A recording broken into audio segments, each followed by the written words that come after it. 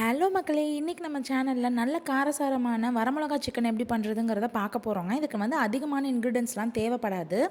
நான் இன்றைக்கி மண்பானையில் தான் செஞ்சுருக்கேன். இன்னும் கொஞ்சம் டேஸ்ட்டை அதிகப்படுத்தணுங்கிறதுக்காக இப்போ ஒரு 3 குழிக்கரண்டி அளவுக்கு எண்ணெய் ஆட் பண்ணிவிட்டு அதில் வந்து ஒரு அரை கிலோ அளவுக்கு சின்ன வெங்காயத்தை நான் 1 2 நறுக்கி வச்சுருக்கேங்க. அதை போட்டுடுறேன். இந்த சின்ன வெங்காயத்தோட அளவு வந்து 1 கிலோ சிக்கனுக்கு நான் சொல்லியிருக்கேங்க. நீங்கள் கம்மியாக பண்ணுறீங்க அப்படின்னா கம்மியாக சின்ன வெங்காயம் ஆட் பண்ணிக்கோங்க. இப்போ அது நல்லா குக் ஆகி கலர் சேஞ்ச் ஆனதுக்கப்புறம் கொஞ்சமாக உப்பு ஆட் பண்ணிக்கிறேன். ஆட் பண்ணி நல்லா கலந்து விட்டதுக்கப்புறமேட்டு ஒரு 15லேருந்து 20 வரமிளகா, அதை நான் கிள்ளி போடல, முழுசாக அப்படியே தான் ஆட் பண்ணியிருக்கேங்க. ஆனால் நல்லா காரம் இறங்கிரும். ஸோ இப்படியே ட்ரை பண்ணுங்கள். அதை நல்லா கலந்து விட்டுருங்க. மிளகாயும் வெங்காயமும் நல்லா அந்த எண்ணெயில் வணங்கட்டும்.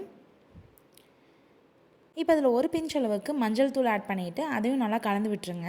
இந்த ஸ்டேஜில் நம்ம வந்து கழுவி எடுத்து வச்சுருக்க அந்த சிக்கன் பீசஸ் எல்லாத்தையுமே அதில் நம்ம ஆட் பண்ணிக்கிறோம். இப்போ அந்த எல்லா பீஸுமே வந்துட்டு அந்த மஞ்சத்தூள்லேயும் அந்த எண்ணெயிலும் கலக்கிற மாதிரி நல்லா அடியளந்து கலந்து விட்டுடுறோம்.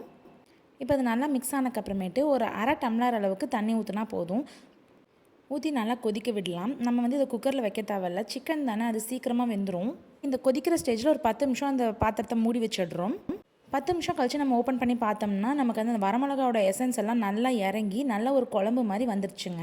நம்ம இதில் வந்து 1/2 டம்ளர் தான் தண்ணி ஆட் பண்ணோம். அந்த சிக்கனில் அந்த ஸ்டாக் வாட்டரும் கொஞ்சம் வந்திருக்கும் இல்லையா, அது எல்லாமே சேர்ந்து நமக்கு ஒரு கிரேவி பதத்துக்கு வந்துருச்சு. இதை சூடாக இட்லியோடையோ தோசையோடையோ நம்ம சர்வ் பண்ணோம்னா அருமையான வரமிளகா சிக்கன் ரெடிங்க. நீங்கள் எல்லோரும் வீட்டில் இதை ட்ரை பண்ணிவிட்டு எப்படி இருந்துச்சுங்கிறத எனக்கு கமெண்ட் பாக்ஸில் மறக்காமல் சொல்லுங்கள். தேங்க்யூ.